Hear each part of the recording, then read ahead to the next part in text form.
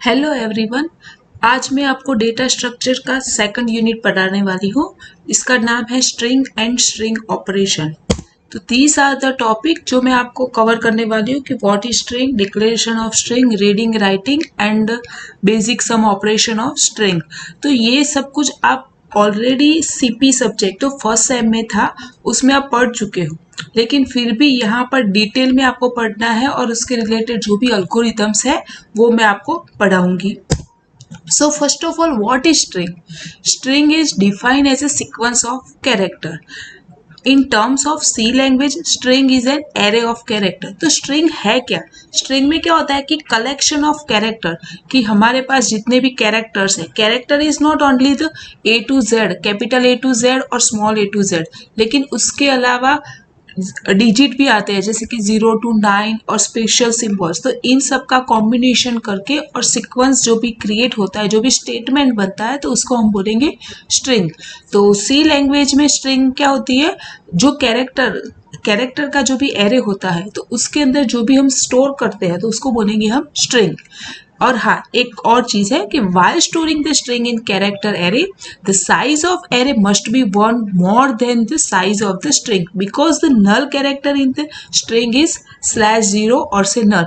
तो इसका मीनिंग क्या है कि जब भी हम स्ट्रिंग स्टोर करते हैं कैरेक्टर एरे में तो हमें एक ज़्यादा स्पेस ऑक्यूपाई करनी पड़ेगी मेमोरी में, क्योंकि लास्ट जो भी है, लास्ट कैरेक्टर किसके लिए यूज होता है, नल।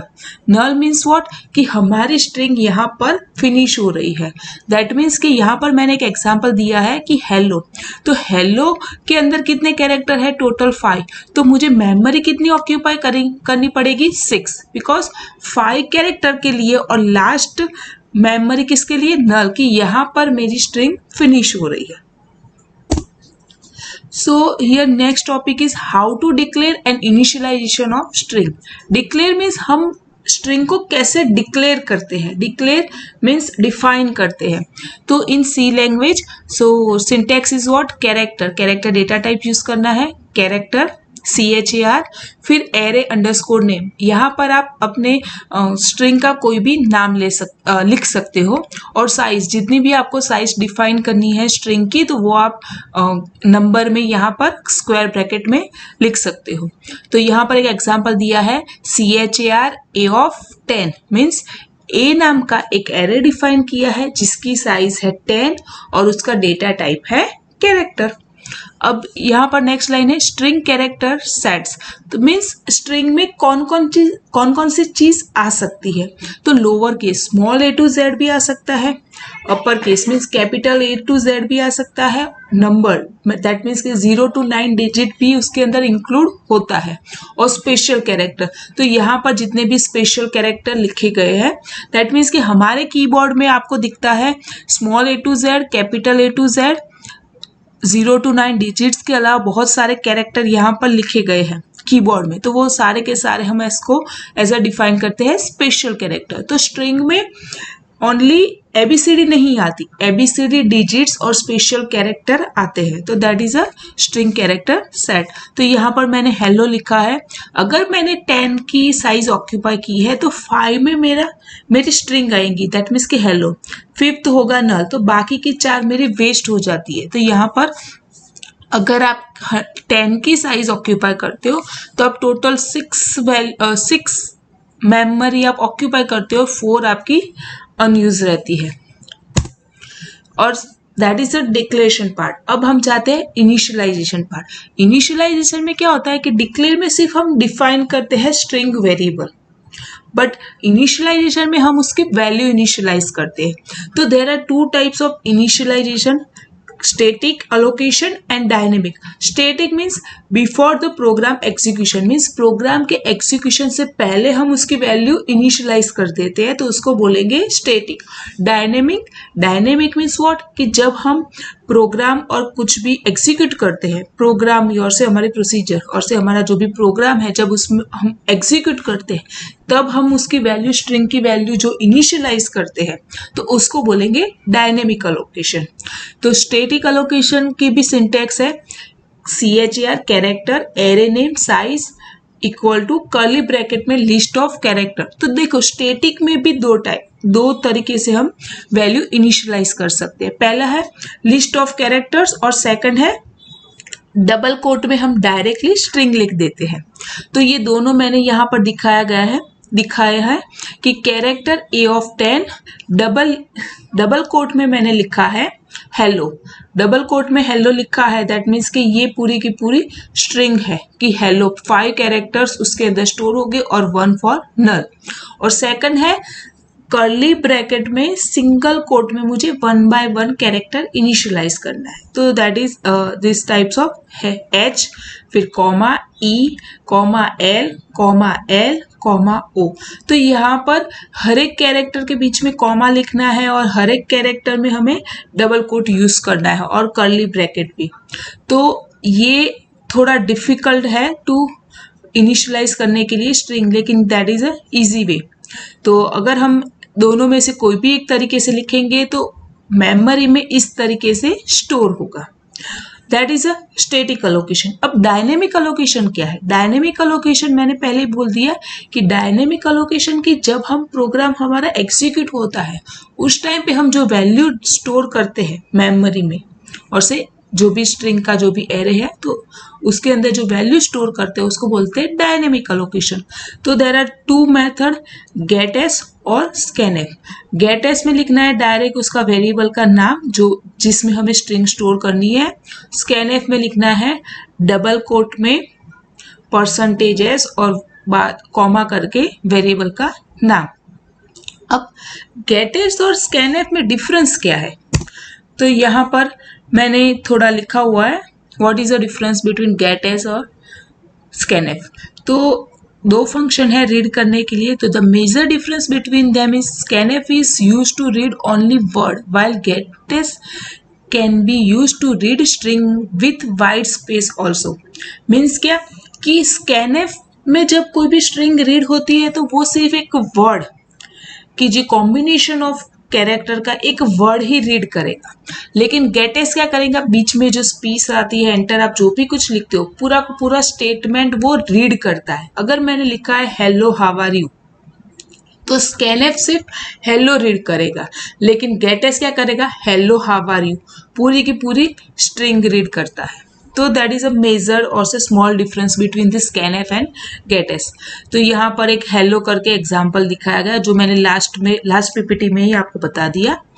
अब मुझे हेलो हाउ आर यू, देखो यहाँ पर लिखा गया है कि हेलो हाय लिखा है, तो स्कैनएफ सिर्फ हेलो रीड करेगा and gets hello hi दोनों रीड करेगा।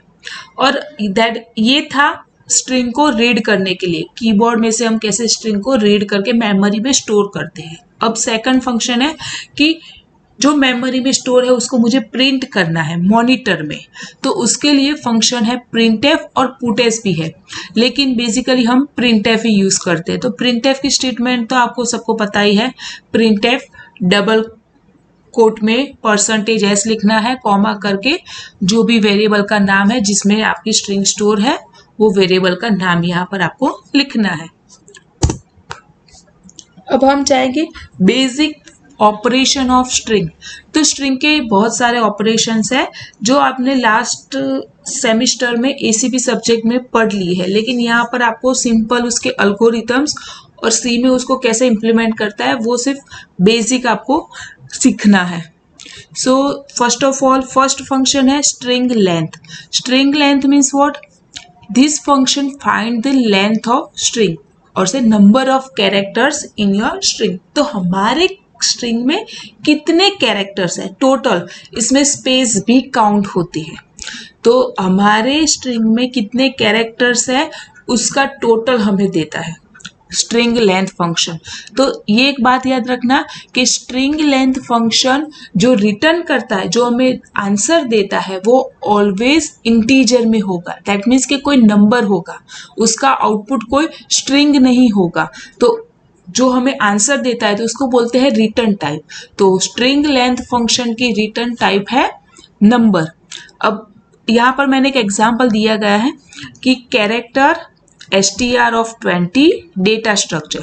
तो डेटा स्ट्रक्चर डबल कोट में लिखा है कि एक स्ट्रिंग है डेटा स्ट्रक्चर और वो स्टोर हो रही है str नाम के वेरिएबल में कि जिसकी साइज है 20। अब मैंने पहले ही बोला कि स्ट्रिंग लेंथ फंक्शन क्या रिटर्न करता है, कोई नंबर। तो नंबर रिटर्न करता है तो उसको मुझे स्टोर करने के लिए एक वेरिएबल डिफाइन करना पड़ेगा। तो यहाँ पर मैं लिख रही हूँ इंटीजर लेंथ। तो एक वेरिएबल डिफाइन किया। अब length equal to strlen, bracket में मुझे वो वेरिएबल का नाम लिखना है कि जिसके अंदर स्ट्रिंग स्टोर है। तो यहाँ पर स्ट्रिंग किस में स्टोर है, str में। तो यहाँ पर मुझे लिखना है str। तो ये फंक्शन क्या करेगा, strlen स्ट्रिंग str वेरिएबल के अंदर जो भी स्ट्रिंग है उसकी लेंथ फाइंड करके उसको स्टोर करेगा len नाम के वेरिएबल में। ये लाइन ऐसे डिफाइन होती है, len equal to strlen bracket में str।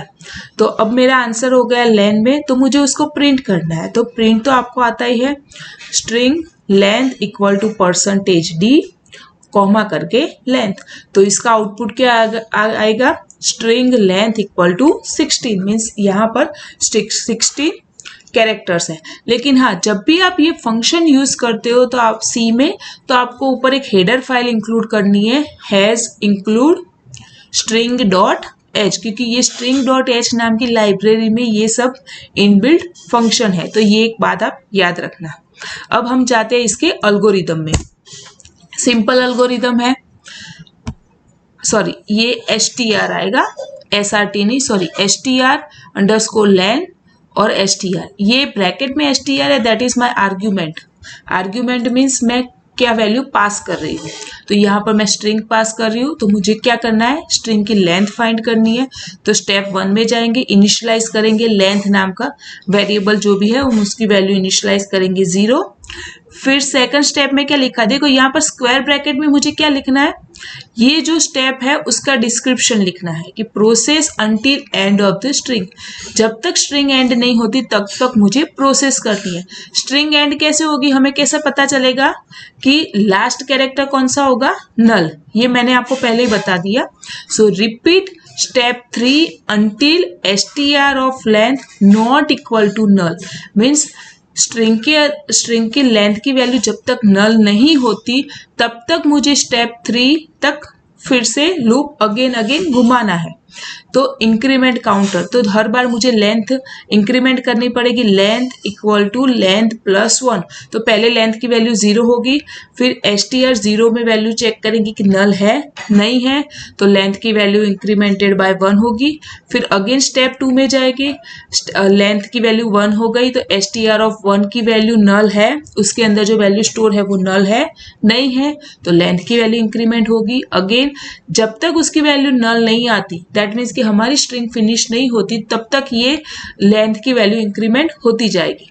फिर आंसर मेरा किस में आ गया, लेंथ में आ गया, तो मुझे लेंथ प्रिंट करवानी है और उसके बाद मुझे एल्गोरिदम फिनिश करना है। नेक्स्ट है स्ट्रिंग ऑपरेशन कन्वर्जन, ये हम देखेंगे नेक्स्ट लेक्चर में। Thank you.